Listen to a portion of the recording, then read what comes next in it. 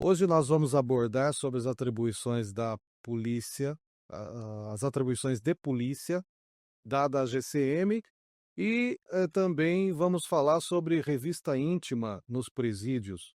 Mas antes, peço que você que ainda não se inscreveu em nosso canal, que se inscreva, curta e compartilhe com os amigos.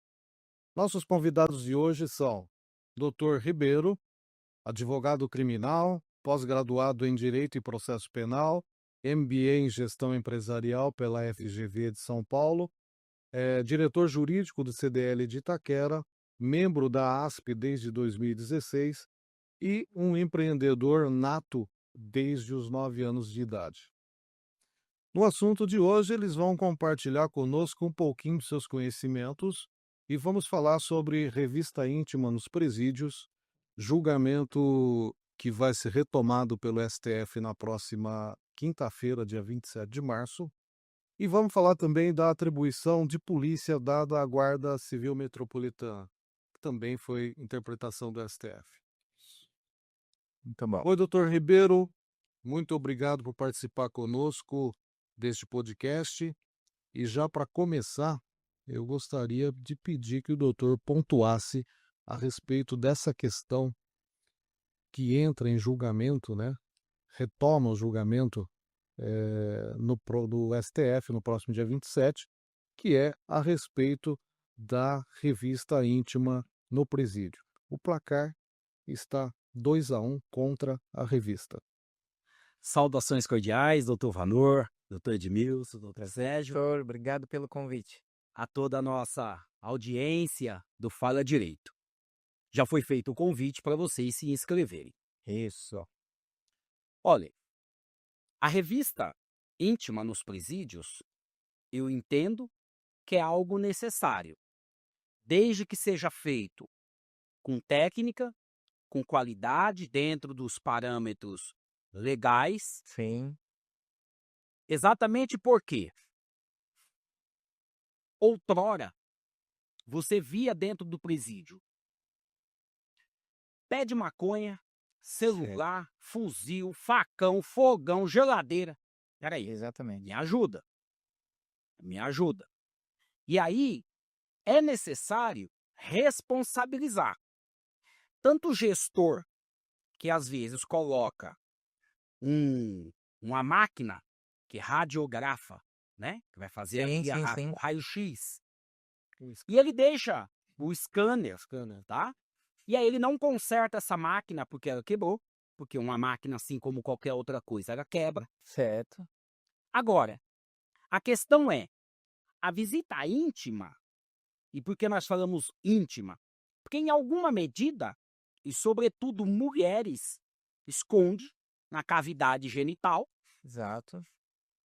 geralmente, droga. Exato. Mas também aparelho de celular, uma peça ou outra de arma, e isso precisa também ser evitado.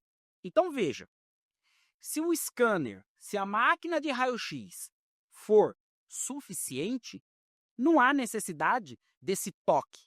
Certo. Se você for para países mais avançados, o toque às vezes mal existe no cumprimento, quanto mais na revista íntima. Exato. Então eu entendo que a revista ela é necessária. A revista íntima ela é necessária se o poder público, o executivo, porque os presídios é órgão que pertence, que está na hierarquia do poder executivo.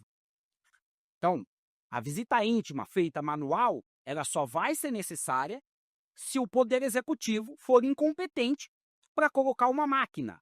Exato. E se essa máquina quebrar, de novo, o poder executivo precisa ser competente para poder consertá-la. Num primeiro momento, para a primeira pergunta, essa é a forma como eu me posiciono. Certo. Sem querer criar polêmica, né, doutor? Mas a gente acaba criando, porque Fala direito não é de polêmica, não tá? é polêmica. Aproveita você, essa câmera é a minha? É. Aproveita você para comentar se o doutor Valor tá querendo polemizar aqui essa bagaça. A revista íntima,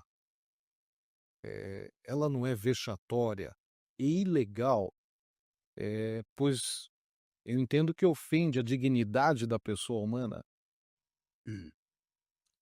A resposta é sim, ela é vexatória. Ela pode ser ilegal porque necessita de lei específica regulamentando, e Certo, nós somos técnico do direito. certo. Contudo, porém, todavia, é uma necessidade. Exato. É uma necessidade. Veja, 90% das mulheres que fazem visita, 90%, e essa pauta está lá no Supremo, Uhum. são pegas por conta da revista íntima. Não é por conta do que olhou a bolsa. Porque ninguém leva droga, arma, aparelho Na de bolsa. telefone na mão, no bolso, na mochila. Não, não leva. Inclusive, Então, ele nós for temos. rosa, ele vai introjetar.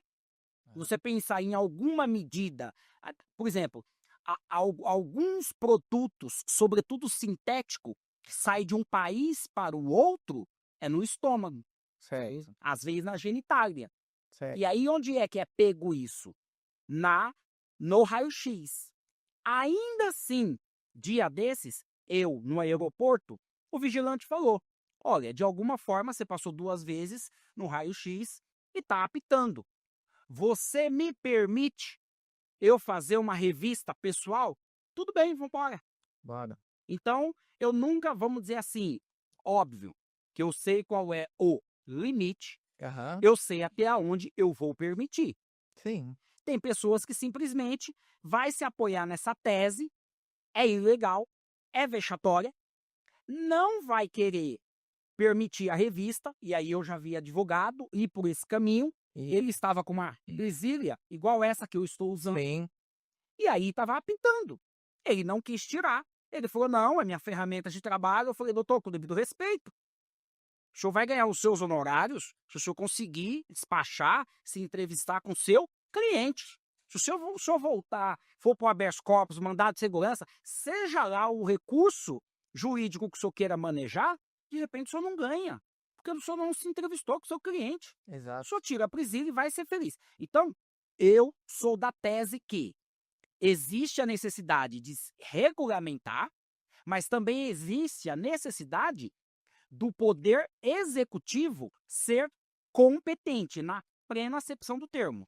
Até porque somos a 4ª população carcerária do mundo, do Aham. planeta. E se cadeia resolvesse, o Brasil era para ser gente, igual dizia a mãe. Exatamente. Então, por favor, não é encarcerando a solução do Brasil. Aham. Ah, então vamos só educar e não vamos combater, ter medidas coercitivas? Ambos são necessários. É como o Estado, assim, através de uma campanha, orientar a visita. Olha só. Veja.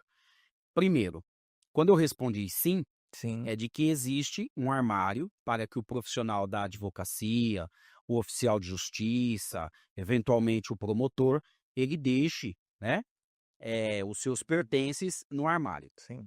Agora, não existe nenhum regramento propriamente impedindo Sim. o profissional da advocacia a entrar com relógio. Certo. Até porque a conversa com o cliente, a entrevista com o cliente, se dá no parlatório. E Parlatório. no parlatório, veja, tem um interfone, Uhum. tem aqui uma grade, Sim. nos termos igualzinho tem às vezes você vê no filme Sim. policial. Uhum. Então veja, não existe aquele contato direto. Não tem. Às vezes tem lá, por exemplo, tem lá uma espécie de uma grade, uma chapa que é chamada de moeda.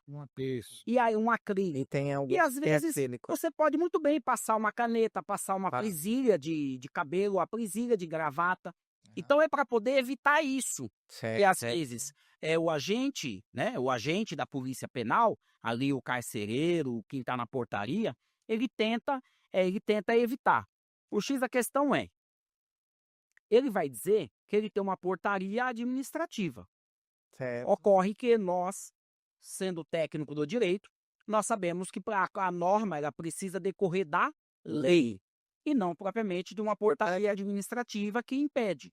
Exato. E aí, eu fico no bom senso. Eu, como advogado criminal, que milito 24 horas por dia, o Sim. que eu sempre digo é: o bom senso resolve muita coisa, inclusive Inclusive, essa orientação para a família. sim. O que a SAP, que é a Secretaria de Administração Penitenciária, faz. Por escrito, ela dá um formulário, uma lista dizendo: isso não pode entrar, isso não pode entrar, isso não pode entrar. E olhe, me perdoe, me desculpe, mas você dizer para, vamos dizer assim, para o delinquente: tá aqui a cartilha, você não pode traficar, pá, É. papo furado. Não, corta essa. Você enxugar gelo. É. Você fazer uma campanha na televisão, ao invés de você fazer uma campanha educativa para a criança ir para a escola, você dizer para a mulher do preso: ó, não é para levar droga, não pode, não leva celular, não leva um 38, uma peça. Aham. Não, por favor. E veja, por favor, eu não estou dizendo aqui, eu não estou generalizando. Eu Sim, estou sim, falando sim, dos sim. casos específicos.